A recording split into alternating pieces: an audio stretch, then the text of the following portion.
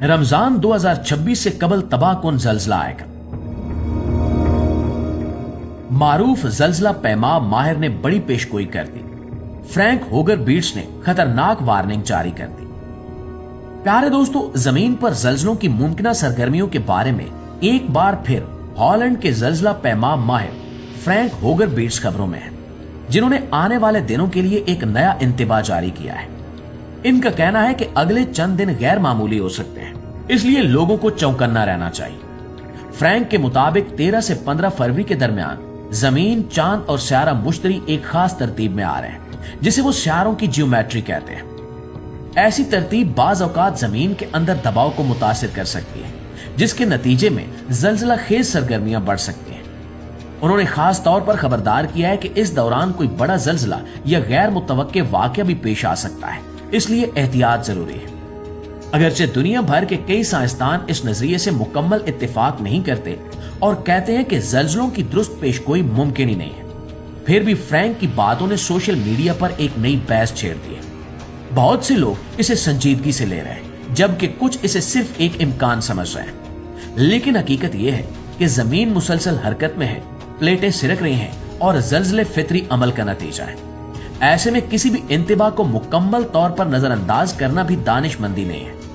एहतियात, तैयारी और आगाही हमेशा फायदा देती है, चाहे पेशगोई दुरुस्त हो या ना हो। दिलचस्प बात यह है कि कुछ लोग इन खबरों को मजहबी तनाजुर में देख रहे हैं, खास तौर पर जब रमजान 2026 करीब आ रहा है। इस्लामी रिवायात में कयामत की कई निशानियां बयान की गई हैं, जिनमें जमीन का बार बार हिलना भी शामिल समझा जाता है।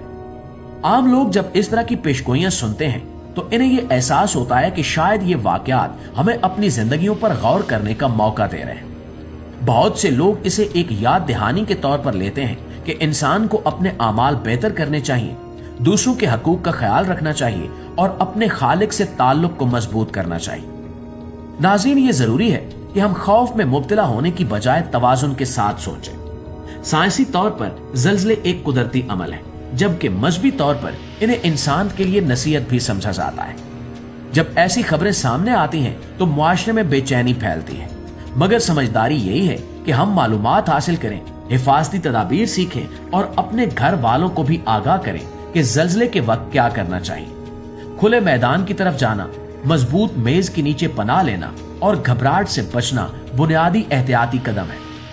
रमजान 2026 से पहले इस तरह की पेशगोइयों ने लोगों को एक बार फिर सोचने पर मजबूर कर दिया है कि दुनिया कितनी नाजुक है और इंसान कितना बेबस है। चाहे ये वाकया पेश आए या ना आए, ये लम्हा हमें याद दिलाता है कि जिंदगी गैर यकीनी है। बहुत से लोग इस मौके को रूहानी तैयारी के तौर पर देख रहे हैं, अपनी इबादत बढ़ा रहे हैं और अपने रवैयों को बेहतर करने की कोशिश कर रहे हैं। आखिर में असल अहमियत इस बात की है कि हम हर हाल में जिम्मेदारी, एहतियात और मस्बत सोच के साथ जिंदगी गुजारें।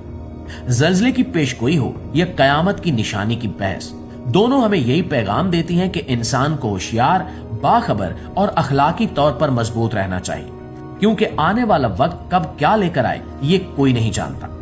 इस पेशगोई के बारे में आप लोगों की राय क्या कहती है, कमेंट में हमें जरूर बताइएगा। इंशाल्लाह आपकी खिदमत में हाजिर होते हैं एक नई वीडियो के साथ। तब तक अपना ढेर सारा ख्याल रखिए। अल्लाह निगहबान।